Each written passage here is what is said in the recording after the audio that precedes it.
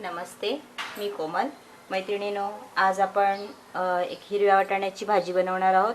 हे वाटाणे मी रात्रभर भिजवलेले आहेत, म्हणजे 12 तास भिजवून घेतलेले आहेत. एक मोठा कांदा बारीक चिरून घेतलेला आहे, एक टोमॅटो, इथे कोथिंबरी आणि ओल्या नारळाची पेस्ट घेतलेली आहे 2 चम्मच, अर्धा चम्मच जिरा, किंचित हिंग फोडणीसाठी, ते मिक्स मसाला घेतलेला आहे आणि हळद घेतलेली आहे. मिक्स मसाला हे आपण आपल्या आवडीप्रमाणे वापरणार आहोत. 1 ते 1.5 चम्मच घेतलेला आहे, अर्धा चम्मच हळद घेतलेली आहे. जर तुमच्याकडे मिक्स मसाला नसेल तर तुम्ही त्याच्यामध्ये लाल मिरची पावडर वापरली तरी चालेल. एक बटाटा घेतलेला आहे सोलून बारीक तुकडे करून, फोडणीसाठी तेल आणि लागेल तेवढं पाणी.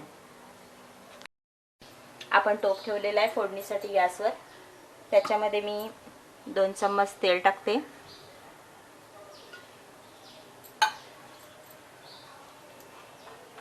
तेल चांगलं गरम होऊ द्यायचे.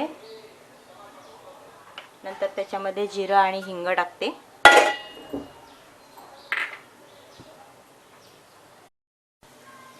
जिरं आणि हिंग आपलं छान त्याच्यामध्ये भाजून निघालंय. त्याच्यामध्ये मी कांदा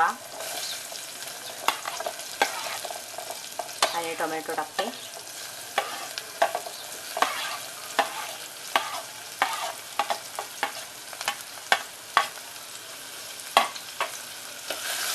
चांगलं मिक्स करून घेऊया आणि कांदा आपण छान असा शिजवून घेऊया. 4 ते 5 मिनिट. कांदा किती शिजलाय आपला.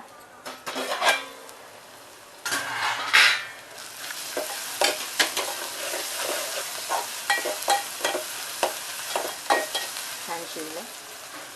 आता आपण ह्याच्यामध्ये वाटाणे टाकूया, बटाटे टाकूया,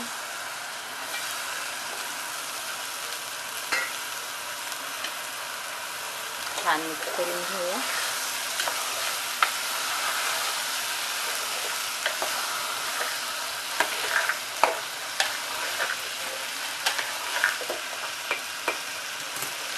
छान मिक्स करून झाले की त्याच्यामध्ये आपण हळद, मसाला आणि नारळाची पेस्ट,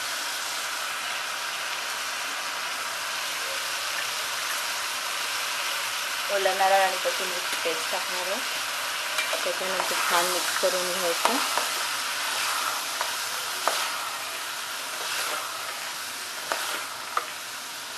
वाटाणे आणि बटाटा शिजण्यासाठी लागणारा 1 ग्लास पाणी आपण त्याच्यात टाकणार आहोत.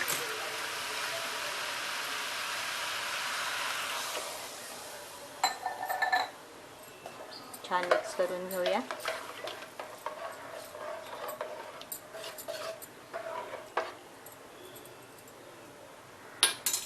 त्याच्यामध्ये आपण मीठही टाकून घेणार आहोत.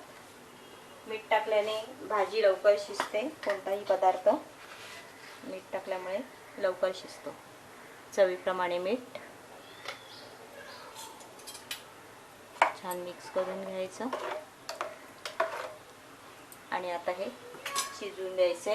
त्याच्यावरती आपण झाकण ठेवायचे आणि झाकणामध्ये मी झाकणात पाणी ओतलेलं आहे आणि आता ही भाजी आपण 10 ते 15 मिनिटं शिजवून घेऊया. भाजी तयार झाली आहे का.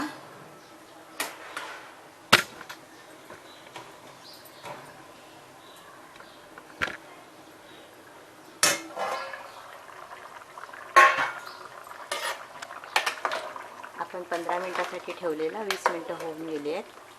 बटाटा मस्त शिजलेला आहे आणि आपण त्याच्यावर थालीवरती पाणी ठेवल्यामुळे याच्यातला पाणी फारसा आटला नाही.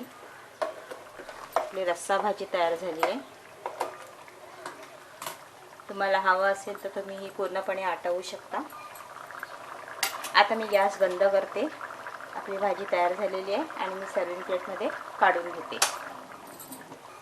वाटाण्याची ही रस्सा भाजी आपण दुपारच्या जेवणात किंवा रात्रीच्या जेवणामध्ये किंवा सकाळच्या न्याहारीमध्ये पण खाऊ शकतो, चपाती बरोबर, किंवा टिफिन बॉक्समध्ये सुद्धा कामाला जाताना घेऊन जाऊ शकतो.